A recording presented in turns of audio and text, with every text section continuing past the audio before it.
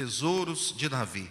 E nós começamos no Salmo 2 e hoje nós vamos no Salmo 3. Então abra sua Bíblia, vamos ler esse Salmo, Salmo 3, para a nossa edificação, para a nossa exposição, nosso estudo nessa noite. Eu queria que os irmãos colocassem em pé mais uma vez, para a gente fazer essa leitura do Salmo 3. E eu queria que os irmãos lessem bem forte comigo o último versículo, versículo de número 8. Salmo 3, diz assim: Salmo de Davi, quando fugia de Absalão, seu filho. Senhor, como tem crescido o número dos meus adversários, são numerosos os que se levantam contra mim, são muitos os que dizem de mim, não há em Deus salvação para ele. Porém tu, Senhor, és o meu escudo, és a minha glória e o que exaltas a minha cabeça. Com a minha voz clamo ao Senhor, e Ele do seu santo monte me responde. Deito-me e pego no sono, acordo porque o Senhor me sustenta. Não tenho medo de milhares do povo que tomam posição contra mim de todos os lados.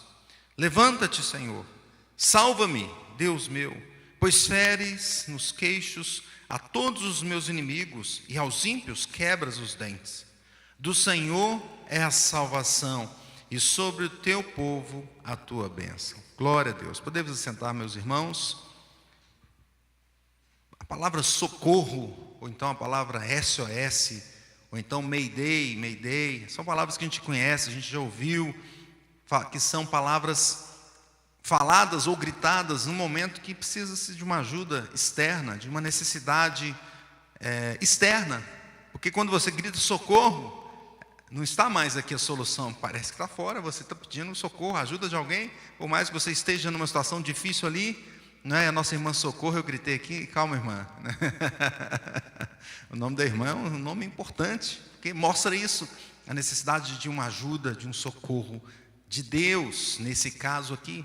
É como, imagine você no mar, como eu vi no filme nessa semana, onde duas pessoas caíram no meio do mar, caíram de um avião no meio do mar e não tinha nada,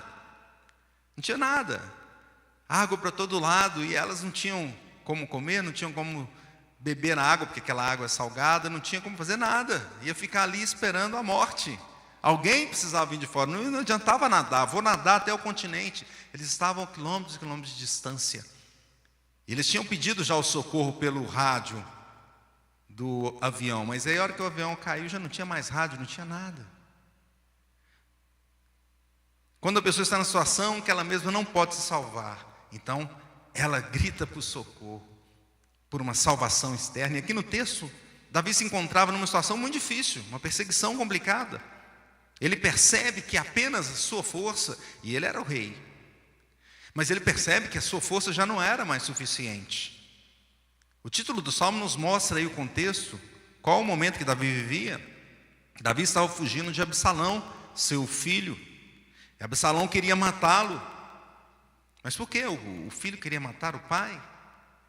Absalão tinha matado um dos filhos de Davi, que era Aminon, por causa do incesto que ele teve com Tamar, sua irmã. E Absalão fugiu, ficou indignado com a situação, acabou matando Aminon, mas fugiu para não ser morto, não é? Para não ser vingado. E ele ficou durante 3 anos em Gesur. E depois mais 2 anos em Jerusalém, longe de Davi. Todo esse tempo. E depois ele volta a Davi, e o Davi o recebe, a Bíblia diz até que ele recebe com um beijo. Davi já tinha passado ali também a ira dele pela morte de Aminon, e ele pensava, não quero perder um outro filho. E Absalão era filho dele.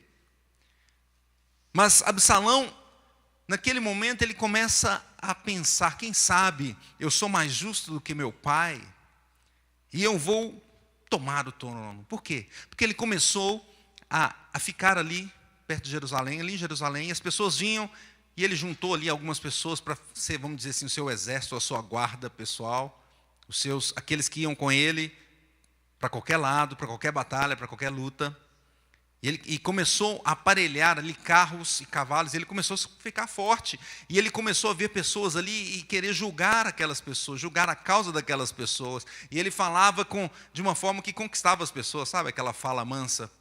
E a Bíblia diz que ele era bonito, não é? Que ele era talvez um dos mais belos que já teve. E então as pessoas gostavam dele, e ele, da forma como ele falava, conquistava as pessoas, e ele pensou, quem sabe eu possa julgar essas pessoas, quem sabe eu possa ser o rei. E foi crescendo isso no coração dele, de tal forma que ele foi ajuntando pessoas, e tornando ali a sua guarda grande, e tornando assim, todos aqueles que passavam, começaram a gostar dele, e ele foi ficando forte, e se fortalecendo, e depois ele foi para Hebrom, e aí ele começou realmente a pensar, vou usurpar o trono do meu pai. Em Hebrom ele falou, pessoal, fale, diga que Absalão é rei, e ele começa a tomar conta de tal forma que em 2 Samuel 15, Davi fala o seguinte, disse pois Davi a todos os seus homens que estavam com ele em Jerusalém, levantai-vos e fujamos, porque não poderemos salvar-nos de Absalão. Davi já percebia aqui que Absalão se tornou tão forte que poderia matá-lo. E Davi, então, chama a todos que estavam com ele, que ainda eram fiéis, porque alguns foram infiéis, alguns passaram para o lado de Absalão. Absalão conquistou várias pessoas. E Davi então fala, vamos depressa, vamos sair para que não nos alcance de súbito. Lance sobre nós algum mal e fira a cidade a fio de espada. Então, a gente percebe esse contexto onde Absalão começa a perseguir, passa a perseguir o próprio pai. Queria matar o próprio pai. Então, é nesse contexto que Davi coloca esse salmo, que Davi escreve esse salmo e canta esse salmo. E esse salmo foi cantado depois para vários contextos de guerra, dizendo assim, ó Senhor, eu tenho tantos inimigos, muita gente se rebela contra mim, são muitos os que estão dizendo, nem Deus pode salvá-lo, nem Deus vai livrar Davi dessa vez. Mas tu, Senhor, és o meu escudo, é um escudo ao meu redor que me protege, és a minha glória e me faz andar de cabeça erguida. Clamei ao Senhor em alta voz, Ele me respondeu de seu santo monte. E aqui tem uma palavra selá, tem 3 vezes a palavra selá. Deitei-me e dormi, acordei-me em segurança, pois o Senhor me guardava. Não tenho medo de dezenas de milhares dos inimigos que me cercam de todos os lados. Levanta-te, Senhor, levanta-te, salva-me, Deus meu. Acerta meus inimigos no queixo, quebra os dentes dos perversos. De ti, Senhor, vem o livramento. Abençoa o teu povo, selá. E nós vimos aqui o versículo que mostra o tema principal desse salmo, que é o versículo de número 8, que diz, do Senhor, vamos ler de novo juntos, do Senhor é a salvação, e sobre o teu povo a tua bênção. Então, nesse contexto todo, Davi faz esse salmo, compõe esse salmo, dizendo que do Senhor é a salvação. E esse é o título, do Senhor é a salvação. E esse é um título que, se a gente pesquisar a Bíblia de fora a fora, nós vamos ver que a salvação está no Senhor. Spurgeon chega a dizer o seguinte, pesquisa a Bíblia, lendo com a mente aberta, você ficará convencido de que a doutrina da salvação somente é do Senhor e somente é pela graça do Senhor. Não tem como fugir disso. Não tem como. Se você ler a Bíblia toda e pesquisá-la toda e entendê-la como um todo, você vai chegar a uma das doutrinas principais. Somente o Senhor pode salvar. O Senhor é a salvação do seu povo, e aqui eu coloquei nas perseguições mais próximas, pois a perseguição que para Davi estava dentro da casa dele, era o próprio filho dele. E quais os aspectos ele enfrentou nessa perseguição? Primeiro aspecto é que os inimigos iam crescendo. Veja o versículo de número 1, leia comigo. Senhor, como tem crescido o quê? O número dos meus adversários. São numerosos os que se levantam contra mim. Então era essa a situação. Davi lamenta por esse crescimento. Os inimigos estão crescendo, estão se multiplicando. Não é? O que está acontecendo? Um aumento considerável, não apenas em número de inimigos, não apenas em número de pessoas, mas também os tipos de inimigos, porque dentro da minha própria casa, o meu filho está me perseguindo. Meu Deus, os inimigos estão se levantando, estão crescendo. Davi lamenta essa situação. Contudo, Davi também sabia de uma palavra que o Senhor tinha dado a ele logo após o seu pecado com Batseba. E o profeta disse a ele: olha, Davi, não faltará espada na sua casa. Então Davi também tinha consciência de que ele tinha culpa no cartório. De certa forma ele era culpado, ele era pecador. Não é à toa que no Salmo 51 ele diz isso: olha, em pecado concebeu minha mãe, eu sou pecador. Davi reconhece isso. E a Bíblia Herança Reformada diz assim, comenta da seguinte forma: apesar de Davi ter consciência de merecer passar por aquelas provações, ele apela para a misericórdia de Deus. Ele tinha consciência: olha, eu mereço passar por essas tribulações, mas eu vou a quem pode me salvar. Eu vou recorrer àquele que pode resolver a situação. As pessoas também tinham esse sentimento aqui, que olha, agora dessa vez nem Deus vai livrar Davi. Pois o versículo 2 diz isso: são muitos que dizem de mim, não há em Deus salvação para ele. Então todos já estavam falando isso: ó, agora já era, agora Davi realmente está perdido, nem Deus vai salvá-lo. Talvez alguns já pensavam nisso, não, olha, o que o Natan falou para ele, que teria espada na casa dele, agora não tem como. Absalão vai ganhar essa guerra, essa batalha. Contudo, meus irmãos, Davi ainda buscava uma salvação em quem podia dar: somente a Deus. E por isso que ele clama, versículo 4, com a minha voz clamo ao Senhor, e ele do seu santo monte me responde. Aleluia. O Senhor pode responder. Hoje também, meus irmãos, nós, ou o crente possui também inimigos. São tantos aqueles que se levantam contra o povo de Deus, não é? Que querem destruir a linhagem santa, são vários.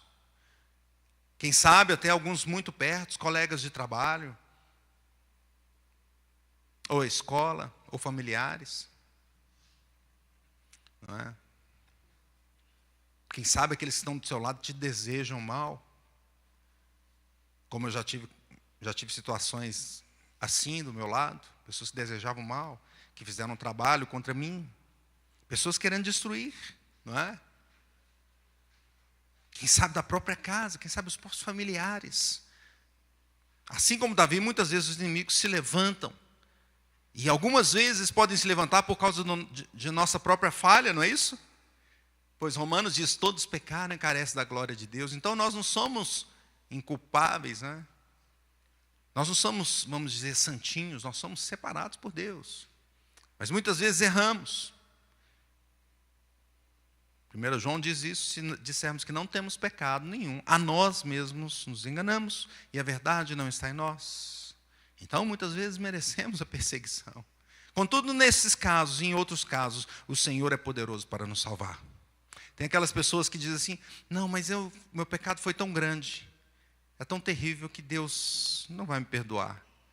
Deus pode perdoar, Deus pode limpar, Deus pode salvar. Aliás, Ele é o único que pode salvar. Nós somos perseguidos injustamente algumas vezes, e outras vezes justamente. Contudo, Jesus Cristo foi o único perseguido injustamente. Não tinha nada, nenhum pecado, mas ele foi perseguido.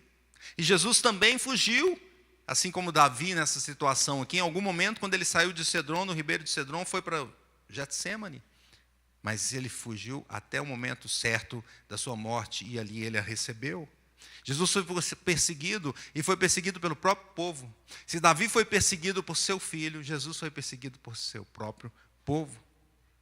E Spurgeon diz assim: recordemos os exércitos incontáveis que atacaram nosso Redentor, as legiões de nossos pecados, as hostes de demônios, as multidões de dores físicas, os exércitos das desgraças espirituais, e todos os aliados da morte e do inferno que se colocaram na batalha contra o Filho do Homem. Jesus Cristo foi perseguido profundamente, e ele não tinha pecado. Então, meus irmãos, os inimigos cresceram diante de Cristo, crescem diante do crente. E esse é um aspecto dessa perseguição. Esse é um aspecto do crente que está no caminho de salvação para o Senhor. Então, o que nós podemos ver no segundo aspecto? Que o Senhor é que dá a vitória. A vitória vem de quem? Vem do Senhor. O Senhor dá a vitória contra os inimigos. Versículo 3 diz assim: porém tu, Senhor, és o meu escudo, és a minha glória, e o que me exaltas, a minha cabeça. Vamos ler?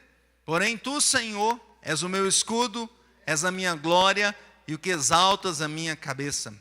Davi tinha consciência de que a vitória só poderia vir do Senhor, e essa vitória viria com uma proteção. Davi estava fugindo do seu filho, mas o Senhor era o seu escudo. Essa palavra aqui no original significa um broquel, uma pequena proteção redonda que envolve o homem todo, um escudo em cima, embaixo, por volta e por dentro. Spurgeon acrescenta isso. Absalão não conseguiria destruir Davi, pois ele era protegido por Deus. Não conseguiria. A vitória viria com proteção, e a vitória também viria com exaltação. O texto diz: és a minha glória e o que me exaltas. Absalão queria ele se exaltar diante de Davi, tomando-lhe o trono, acabando com sua vida. Todavia, o Senhor exaltaria Davi, o seu ungido. A vitória também viria com destruição do inimigo. Ele diz assim: levanta-te, Senhor, salva-me, Deus meu, pois fere os queixos a todos os meus inimigos e aos ímpios quebra os dentes. E talvez Davi, quando escreveu essa parte, ele tinha aquele sentimento: mas o inimigo é o meu próprio filho, nesse caso, nesse contexto. Contudo, os inimigos do Senhor serão destruídos. Serão destruídos. Mesmo Davi sabendo dessa situação, ninguém prevalece contra o ungido de Deus. E ele tinha consciência disso. Desde a época de Saul, lembra? Ele mesmo falou: olha, ninguém toca em Saul, pois Saul é ungido do Senhor. Hoje, meus irmãos, hoje, o Senhor continua dando a vitória ao seu povo. Veja o que Jesus disse em Lucas 21:17, ele fala assim, como que ele nos protegeria. De todos sereis odiados por causa do meu nome. Contudo, não se perderá um só fio da vossa cabeça. Meus irmãos, Jesus Cristo nos protege. Certamente, quando Cristo está dizendo isso, ele está dizendo de um aspecto amplo. Porque os discípulos sofreram, né? Foram mortos, decapitados, na cruz. Morreram assim. Mas a salvação eterna, Deus garante. O Senhor nos garante o que é mais importante. Cristo nos protege. Charles Spurgeon diz assim: que escudo é esse? Que Deus é esse que nos dá esse escudo maravilhoso? Ele impede os dardos inflamados de Satanás, os dardos que vêm de baixo. Ele impede as tempestades de provações, nos protege dessas tempestades de provações que vêm de cima. Ao mesmo tempo, ao mesmo momento em que fala a tempestade interna do nosso interior que se acalme, Jesus cuida de nós, meus irmãos. Aleluia. Mesmo não sendo dignos, assim como Davi, somos indignos, mas o Senhor está conosco, pela misericórdia dEle, pela graça dEle. É por isso que Cristo sofreu naquela cruz, para Ele se colocar no nosso lugar, e assim nos dar a vitória. Ele venceu todos os inimigos, Jesus venceu por nós, a sua graça é maravilhosa, e aquele que crê em Jesus será exaltado. No último dia, a palavra do Senhor diz que nós estaremos com Cristo, aquele que é de Cristo estará ali reinando com Ele. Teremos a ceia do Cordeiro, teremos ali um julgamento onde nós participaremos desse julgamento, julgando os ímpios, e veremos a eternidade com o Senhor, meus irmãos, num corpo glorificado. Não é mais esse corpo que nós temos aqui, mas um corpo glorificado, maravilhoso. O Senhor nos exaltará, o Senhor nos dará um descanso eterno para a glória dEle. Em terceiro lugar, meus irmãos, Deus traz confiança ao seu povo. Qual o aspecto dessa salvação? É que o que Deus faz nos traz confiança, nos muda internamente, nos dá confiança. Vamos ler o versículo 5 e 6 juntos. Olha que bênção. Deito-me e pego no sono, acordo porque o Senhor me sustenta. Não tenho medo de milhares do povo que tomam posição contra mim de todos os lados. Percebe aqui como Davi coloca claramente assim: olha, apesar de tudo isso aqui, da situação, Eu durmo. Eu durmo tranquilamente, porque o Senhor é que me sustenta, me guarda. E ele estava fugindo, Davi tinha largado. Imagina, ele estava lá no seu trono, ele deixou tudo, juntou ali alguns que ele confiava e sumiu, fugiu. Mas ele dormia tranquilo, porque ele confiava no Senhor, mesmo diante do perigo forte, e era contra da sua própria casa. Davi confia no Senhor. Veja que Absalão tinha aparelhado ali carros, cavalos, guerreiros, tudo contra Davi. Absalão convenceu até alguns chegados ali que eram próximos de Davi a se rebelarem. E eles todos se juntaram para perseguir Davi. Davi confiava no Senhor. Davi tinha o sono tranquilo. Davi não temia, o texto aqui diz milhares, mas tem uma outra tradução que traz dezenas de milhares. Davi não temia essas dezenas de milhares. Ele olhava para o Senhor e sabia que o Senhor, apesar aqueles milhares, aquelas dezenas de milhares estarem ao seu redor, estarem tentando matá-lo, estar do seu lado, ele sabia que o Senhor estava mais próximo ainda. O Senhor estava com ele. Provérbios 15:3 diz: os olhos do Senhor estão em todo lugar, meus irmãos. Essa confiança a Deus em aflições extremas, igual a essa, não vem do homem. Talvez pensemos, Davi era realmente um cara sensacional, como ele pode ter uma confiança assim? Spurgeon comenta que essa quietude do coração, essa quietude que vem pela fé em Deus, é obra de qualidade superior a uma decisão natural. Trata-se da operação da graça do Espírito Santo, que sustenta o homem acima das naturezas. É o Senhor que nos dá também a tranquilidade, a graça, a paz, a confiança. Hoje o crente continua confiando no Senhor. Por mais que os dias são diferentes, e numa sociedade como a nossa, que procura pregar que a solução está no homem, que é a ciência que vai trazer a solução, que é a tecnologia que vai trazer dias melhores, que é uma certa forma de política que vai trazer as soluções do mundo. Não, meus irmãos, o crente confia no Senhor. Não que o crente não vá na farmácia comprar o remédio. Se o médico receitar, ele vai, mas ele sabe que a medicina existe porque o Senhor é que a deu. A ciência se desenvolveu porque o Senhor é que permitiu. Os remédios existem, foram descobertos porque o Senhor deu capacidade ao homem de fazer isso. Então, antes de tudo, ele ora, depois ele vai lá e compra o remédio. É assim. O crente é assim. Ele não teme as coisas do mundo. Vem uma perseguição grande, vem uma doença grande, vem uma pandemia. Ele não teme o homem, meus irmãos, ele teme ao Senhor. Lucas 12:4 diz assim: digo-vos, pois, amigos meus, não temais os que matam o corpo, e depois disso, nada mais podem fazer. É o máximo que eles podem fazer, é matar, tirar a vida. Porém, a vida aqui. Jesus ainda disse: eu, porém, vos mostrarei a quem deveis temer. Temei aquele que, depois de matar, tem poder para lançar no inferno. Sim, digo-vos, a esse deveis temer. Nós tememos ao Senhor, não ao homem.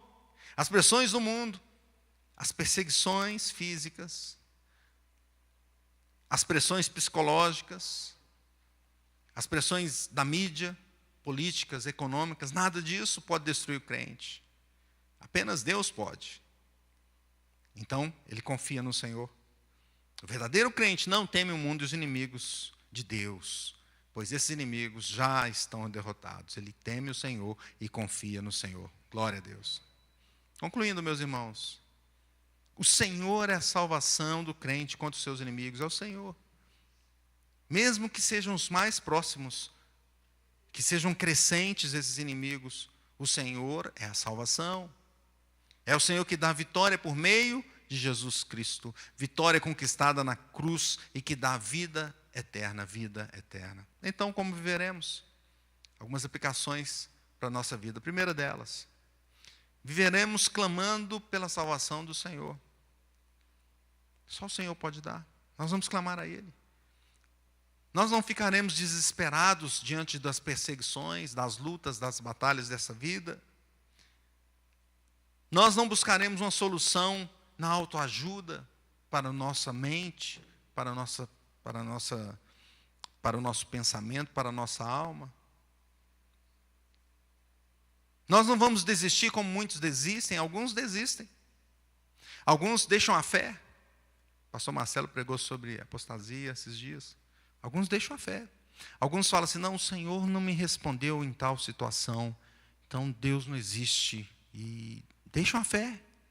Não, meus irmãos. Alguns negam o Senhor e passam aí a perseguir mesmo os crentes. Ao invés disso, nós correremos para o Senhor, clamando pela salvação do Senhor. Ele tem em sua mão o poder de salvar. Ele tem o poder de resolver todos os nossos problemas. O Senhor tem poder de nos proteger. O Senhor tem poder de nos salvar dos inimigos espirituais, dos inimigos físicos. O Senhor tem poder de salvar de todos aqueles inimigos que às vezes estão mais perto.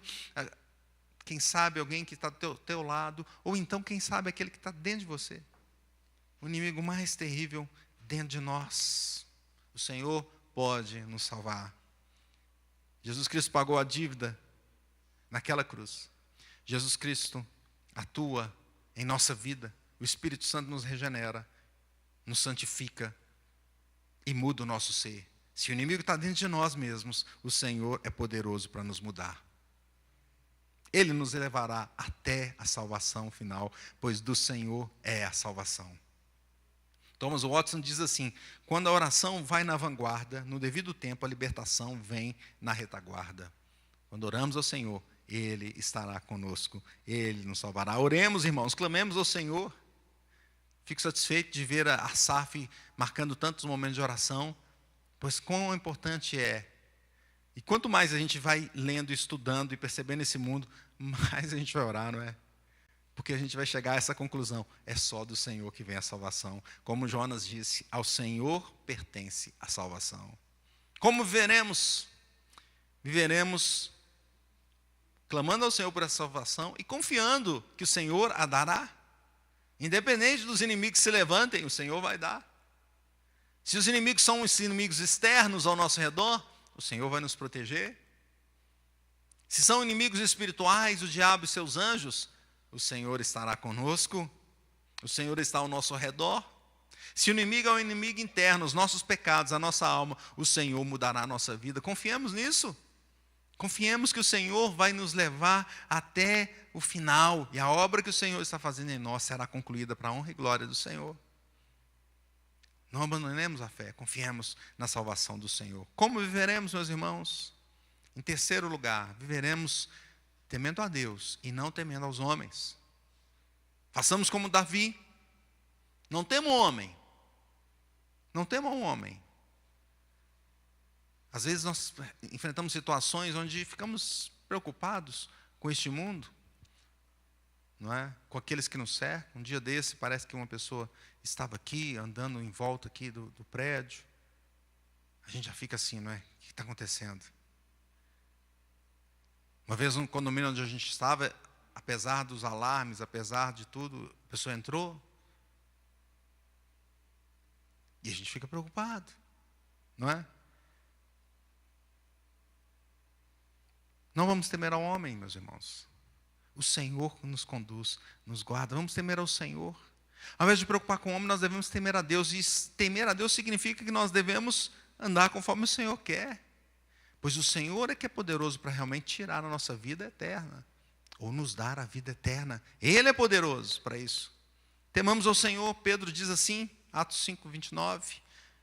Pedro e os demais apóstolos afirmaram, antes importa obedecer a Deus do que aos homens. Portanto, meus irmãos, temamos ao Senhor, confiemos no Senhor, oremos ao Senhor, clamemos, pois Ele é o Senhor que dá a salvação. Só Ele pode dar a salvação. E que Deus nos abençoe.